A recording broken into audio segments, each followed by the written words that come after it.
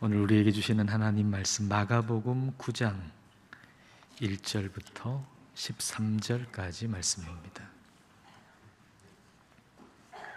한 절씩 교독하겠습니다. 또 그들에게 이르시되 내가 진실로 너희에게 이르노니 여기 서 있는 사람 중에는 죽기 전에 하나님의 나라가 권능으로 임하는 것을 볼 자들도 있느니라 하시니라.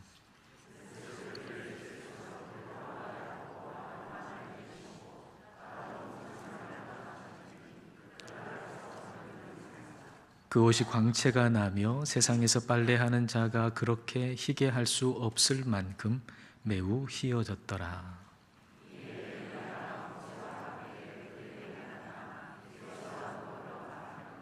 베드로가 예수께 고하되 라비여 우리가 여기 있는 것이 좋사오니 우리가 초막 셋을 짓되 하나는 주를 위하여 하나는 모세를 위하여 하나는 엘리야를 위하여 하사이다 하니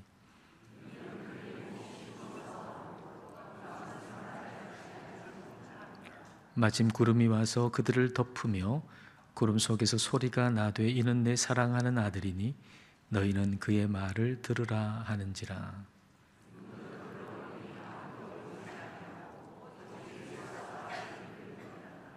그들이 산에서 내려올 때 예수께서 경고하시되 인자가 죽은 자 가운데서 살아날 때까지는 본 것을 아무에게도 이르지 말라 하시니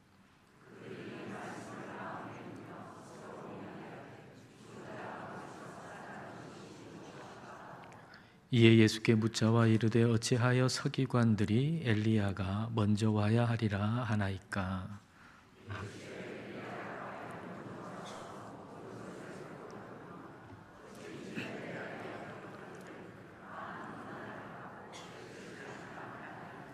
함께 읽겠습니다.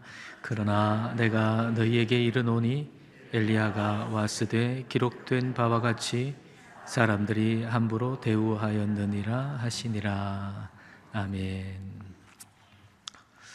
봄이 지나면 여름이 오고 여름이 지나면 가을이 오고 또 가을이 깊어졌다 싶으면 겨울이 성큼 다가옵니다. 이것은 자연의 이치입니다. 근데 많은 사람들이 자연의 이치는 알면서 자연의 이치 그 위에 있는 것은 잘 모릅니다. 자연의 이치 그 위에 있는 그걸 우리는 섭리, 하나님의 섭리라고 부르죠. 자연의 이치를 거슬러 사는 것이 어리석은 것이듯이 하나님의 섭리를 거슬러 사는 것 역시도 어리석은 것입니다. 그러면 하나님의 섭리라고 하는 것은 무엇일까요? 섭리라고 하는 단어, 영어 단어가 providence입니다. 이것은 라틴어 프로비데오에서 나온 말입니다. 프로라는 말은 무엇 앞에라는 말이고 비데오라는 말은 본다는 것입니다.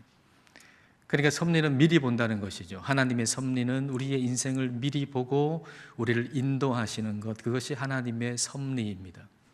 우리의 인생을 내다보시고 우리를 인도하시는 하나님의 섭리를 따르는 길만이 그것이 주어진 우리의 인생을 제대로 의미 있게 잘 살아가는 유일한 길입니다. 그럼에도 불구하고 하나님의 섭리를 잘 따르지 못하는 이유는 하나님의 섭리가 우리의 눈에 그렇게 좋지 않게 보일 때가 있기 때문입니다. 하나님의 섭리를 따른다는 것은 곧 하나님이신 예수님을 따른다는 것인데 예수님을 따른다라고 하는 것이 우리에게 그렇게 매력적이지 않게 여겨지기 때문입니다. 예수님께서 예수님을 따르는 자들에게 예수님을 따른다는 것이 무엇인지 친히 말씀해 주셨죠. 예수님을 믿는다는 것이 무엇인지 친히 말씀해 주셨습니다. 마가복음 8장 34절 말씀. 자, 예수님의 이 말씀을 같이 읽겠습니다. 무리와 제자들을 불러 이르시되 누구든지 나를 따라오려거든 자기를 부인하고 자기 십자가를 지고 나를 따를 것이니라. 예수님을 따르려면, 하나님의 섭리를 따르려면 자기 자신을 부인하고 자기 십자가를 져야 한다고 말씀하십니다. 예수님을 따른다는 것은, 예수님을 믿는다는 것은 나의 뜻, 나의 소원이 성취되는 것이 아니라 나의 뜻, 나의 소원이 꺾이는 것입니다. 우리 인생의 문제는 내 뜻대로 되지 않는 것이 아니라 내 뜻 그 자체입니다. 우리는 내 뜻대로 안 되면 인생에 문제가 생겼다고 생각하지만 그건 진짜 문제가 아닙니다. 진짜 문제는 내 뜻 자체입니다. 베드로의 뜻은 예수님이 이스라엘의 정치적인 왕이 되시고 이스라엘의 정치적인 왕이 되시면 예수님을 따랐던 나는 한자리 할 수 있게 되는 것, 그것이 예수님을 따르는 베드로의 뜻이었습니다. 그런데 예수님께서 고난을 당하시고 십자가를 지신다고 그러니까 펄쩍 뛴 거죠.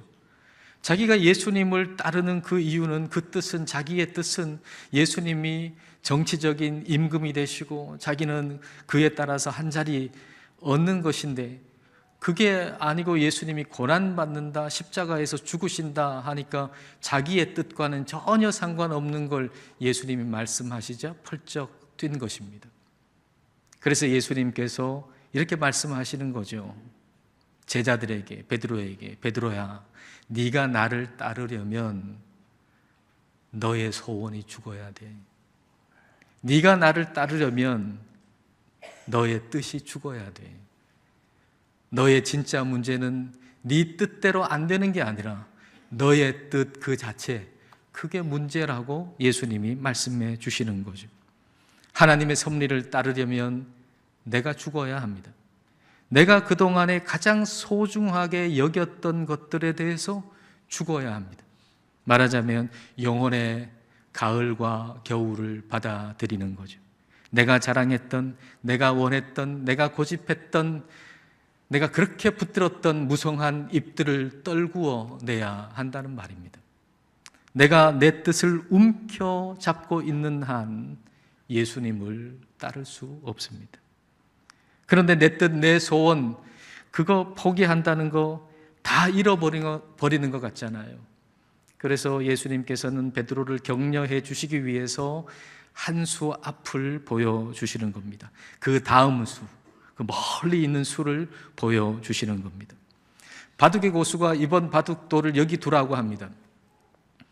근데 내가 볼 때는 여기 두면 죽습니다. 여기 두면 끝납니다. 그래서 그 고수한테 반항하는 거죠. 여기 두면 죽어요. 여기 두면 끝나요. 그렇게 그 고수에게 반항을 하는 겁니다. 그러자 고수가 거기 두면 그 다음에 어떻게 되는지를 미리 보여주는 거죠. 그게 바로 9장 1절입니다. 자, 9장 1절 말씀 같이 읽겠습니다.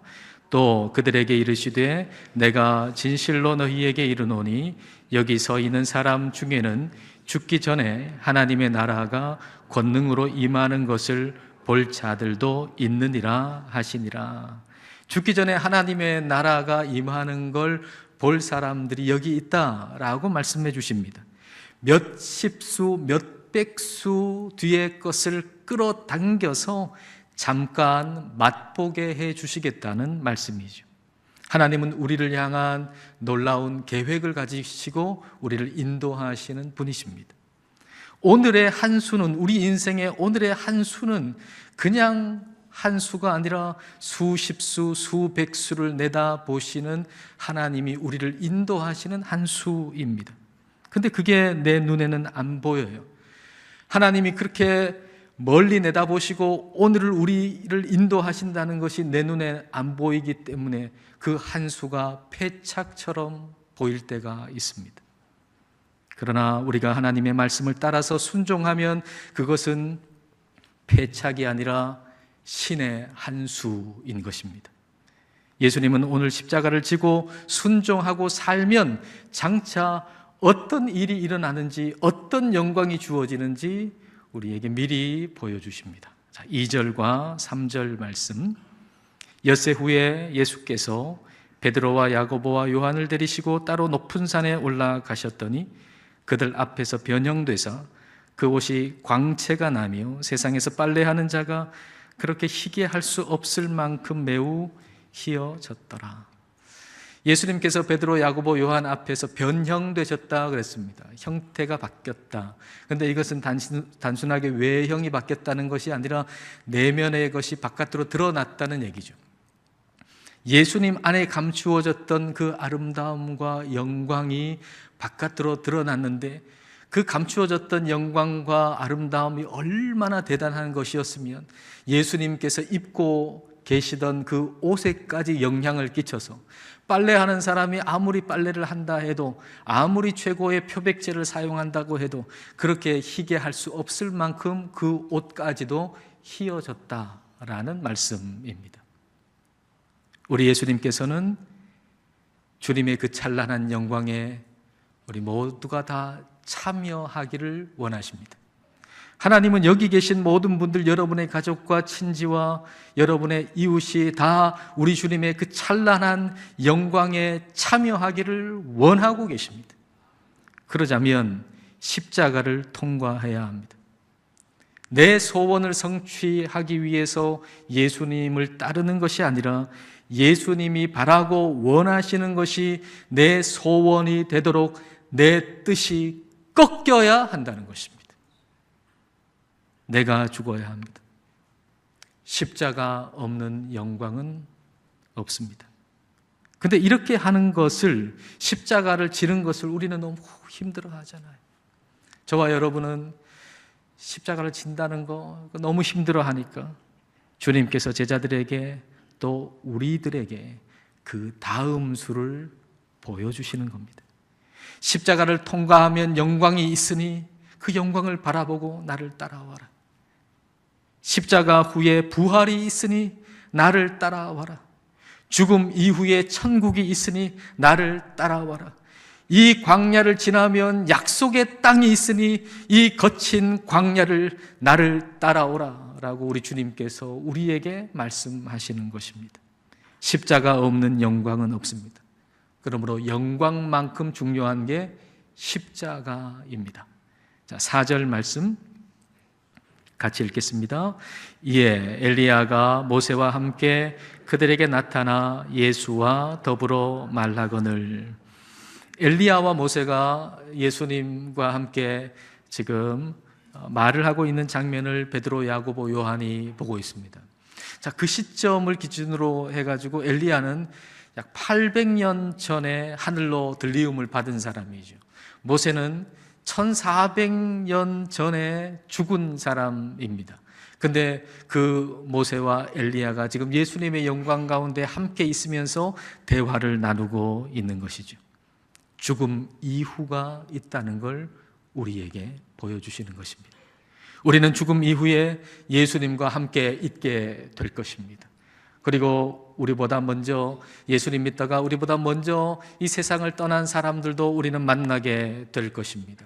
그리고 우리가 성경 속에서 그냥 글로만 읽던 사람들, 모세, 엘리야, 다니엘, 바울, 베드로 같은 사람들도 우리는 만나게 될 것입니다.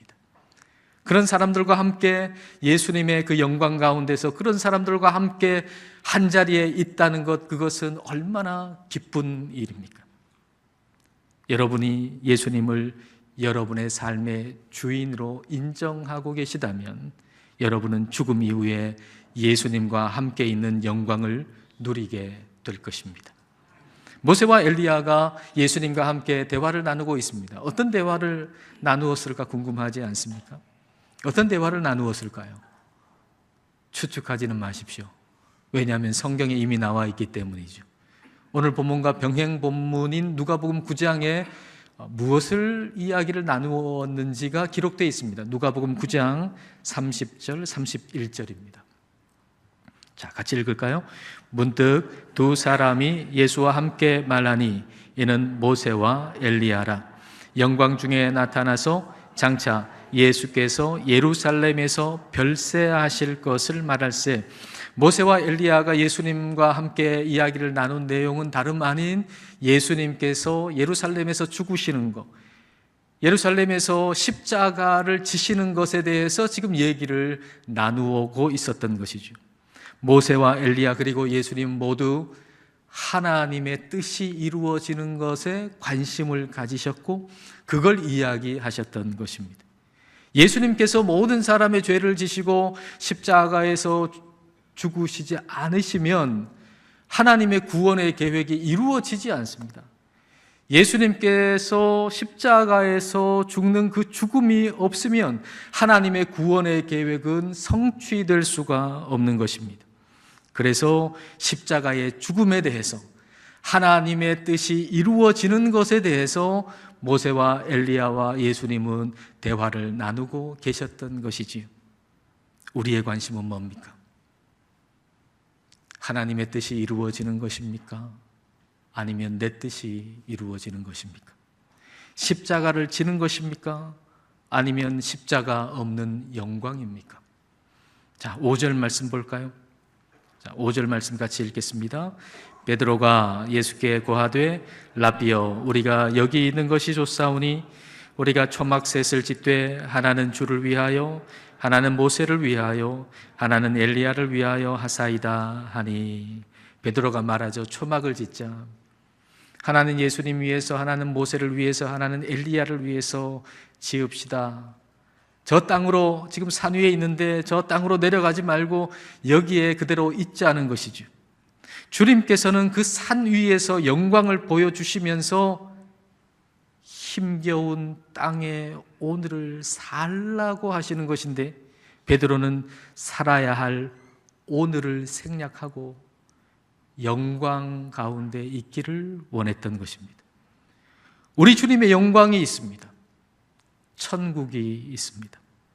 그 영광의 소망을 오늘 말씀을 통해서 우리에게 미리 보여주시는 것은 오늘의 고난, 오늘의 역경을 뛰어 건너가기 위함이 아니라 대담하게 그것을 통과하여 걸어가게 하기 위함입니다.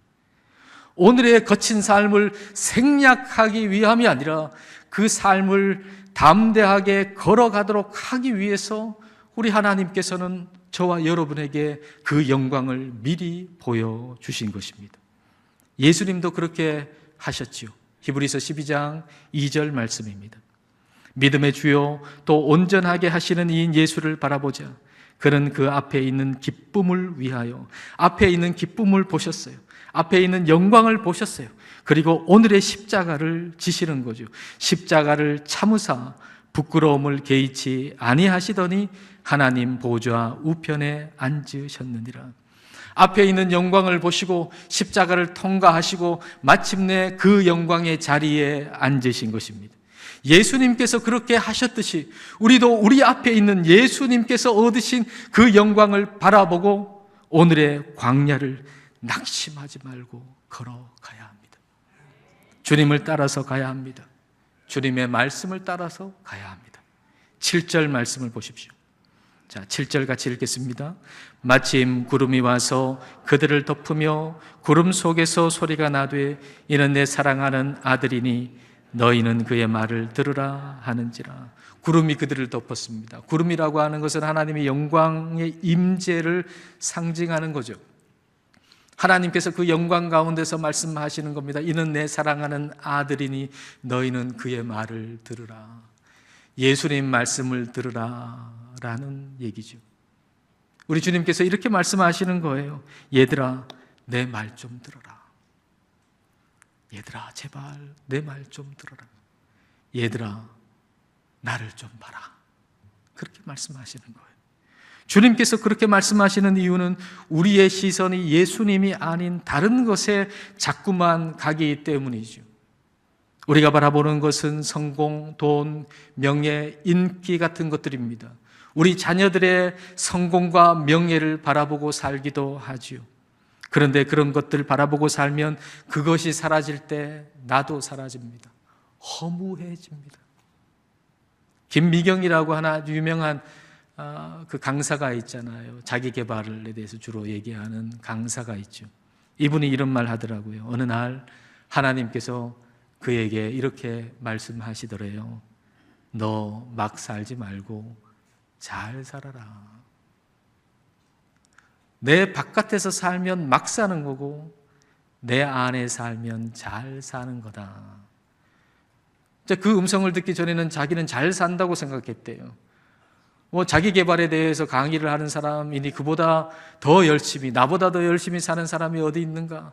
나는 열심히 잘 산다고 생각했는데 그게 아니라 막 살았다는 사실을 깨닫게 되었다는 것입니다. 예수님 밖에서 살면, 즉 내 뜻을 이루기 위해서 열심히 살면 그건 열심히 막 사는 겁니다. 그러면 허무해지는 겁니다. 열심히 살았는데 열심히 막 살면 허무해지는 것입니다.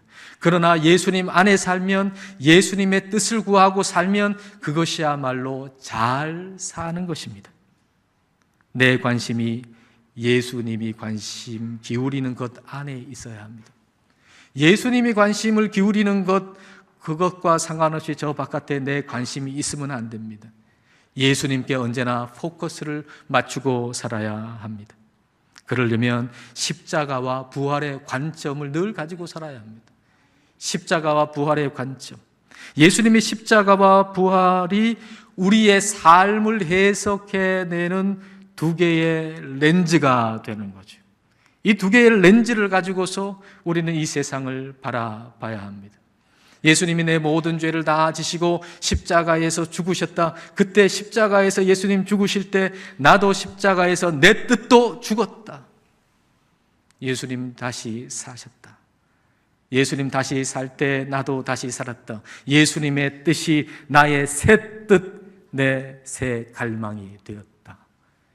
이게 두 개의 렌즈죠. 십자가와 부활의 렌즈. 이 십자가와 부활의 두 렌즈 없이 살면 우리의 인생을 제대로 해석해낼 수가 없어요. 책 한 권 열심히 읽었는데 근데 실컷 읽고 나서 뭘 읽었는지 모르는 것과 같은 거죠. 실컷 살았는데 뭐 때문에 살았는지, 뭘 위해 살았는지 허무한 것이지요. 십자가와 부활의 렌즈가 없으면 길을 잃어버리는 것입니다. 길이 내 앞에 있는데 길을 앞에 두고 길을 잃는 거예요. 예수님이 길이신데, 예수님이 내 앞에 계신데, 근데 예수님 앞에서 길을 잃어버리는 거예요. 제자들의 모습이 그래요. 예수님이 앞에 계신데 예수님 앞에서 길을 잃어버리는 거죠. 왜냐하면 십자가와 부활의 렌즈 없이 세상을 바라보기 때문이죠. 10절과 11절 말씀, 다 같이 읽겠습니다. 그들이 이 말씀을 마음에 두며 서로 문의하되 죽은 자 가운데서 살아나는 것이 무엇일까 하고, 이에 예수께 묻자와 이르되 어찌하여 서기관들이 엘리야가 먼저 와야 하리라 하나이까. 예수님께서 죽은 자 가운데서 다시 살아나는 것에 대해서 말씀을 하셨거든요. 그러니까 이 제자들이 죽은 자 가운데서 다시 살아나는 게 뭘까 하고 자기들끼리 얘기를 하는 겁니다. 그리고 나서 정작 예수님께 묻는 것은 엘리야에 대해서 묻는 거죠. 여러분, 예수님께 죽은 자 가운데서 다시 사는 게 뭡니까? 라고 물어야 되지 않겠어요? 자기들끼리는 예수님께서 죽은 자 가운데서 다시 살아난다 말씀을 하셨으니까 그 말씀이 뭔 말씀인지 몰라가지고 자기들끼리는 묻고, 그럼 자기들끼리 묻고 답이 어디 나오겠습니까? 예수님한테 그걸 물어야죠. 핵심을 물어야죠. 그 핵심을 알아야죠. 근데 엉뚱한 걸 물은 거예요. 우리는 핵심을 물어야 해요. 핵심을 알아야 돼요. 십자가와 부활에 대해서 명확히 알아야 돼요. 이게 아직 해결되지 않았다면 여러분, 다른 것 구하지 마시고 이걸 구하세요. 아직 십자가와 부활에 대해서 명확한 답이 여러분에게 없다면 여러분이 구해야 할 것은 다른 게 아니라 십자가와 부활입니다. 예수님께서 십자가에서 내 죄를 대신해서 죽으시고 3일 만에 다시 살아나셨다고 하는데 정말입니까? 우리 하나님께 구하세요. 성령님께 물어보세요. 우리 예수님께서 죽으시고 다시 살아나셨다는 게 정말입니까? 그걸 좀 알게 해 주십시오. 좀 깨닫게 해 주십시오. 내가 성경 잘 모르지만 성경 읽을 때 그걸 깨닫게 해 주십시오.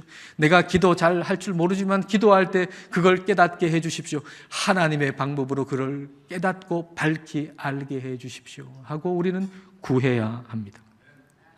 지금 여러분의 관심을 끄는 거 많을 겁니다. 그러나 먼저 해결돼야 할 거 십자가와 부활입니다. 십자가와 부활로 이 세상과 우리 인생을 바라볼 수 있어야 합니다. 예수님께서 내 모든 죄를 다 지시고 십자가에서 죽으셨다. 십자가에서 예수님 죽으실 때 내 뜻도 죽었다. 이게 하나의 렌즈입니다. 예수님께서 죽음을 이기시고 다시 사셨다. 예수님께서 품으신 그 뜻이 이제 나의 새 뜻이다. 내 새 갈망이다. 이게 또 하나의 렌즈입니다. 이와 같은 십자가와 부활의 렌즈를 끼고 내 삶과 이 세상과 우리의 자녀들을 봐야, 그래야 오늘을 살아갈 의미가 있습니다. 우리의 삶에 소망이 생깁니다. 살아갈 이유가 무엇인지 알게 됩니다. 언제나 십자가와 부활을 생각하십시오. 내 뜻을 꺾고 주님의 뜻을 구하십시오. 그래서 오늘의 고난을 생략하고 건너뛸 생각하지 마시고 담대하게 그 길을 걸어가십시오. 다른 사람 부러워하지 말고 내게 주어진 길을 믿음으로 걸어가십시오. 내 뜻 이루려고 열심히 막 살지 마시고 주님의 말씀에 순종하며 잘 사십시오. 주님의 말씀을 듣고 하나님의 섭리를 따라 살아가시는 우리 모두가 되시기를 축복합니다. 기도하시겠습니다. 이 시간 우리 기도하실 때 십자가와 부활의 관점으로 삶을 바라보게 해달라고 기도하십시다. 십자가에 내 뜻이 못 박히고 죽음을 이기시고 부활하신 주님과 함께 새로운 뜻, 새로운 갈망이 우리 안에 일어나기를 이 시간 함께 기도하시겠습니다.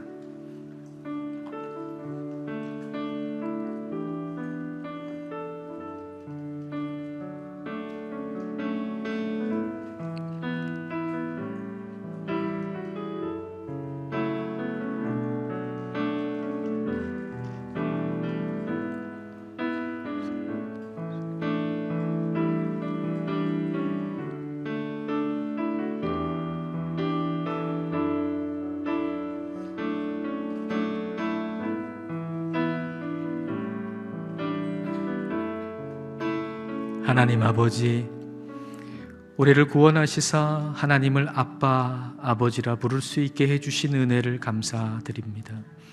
주님을 따를 수 있게 해주셔서 감사드립니다.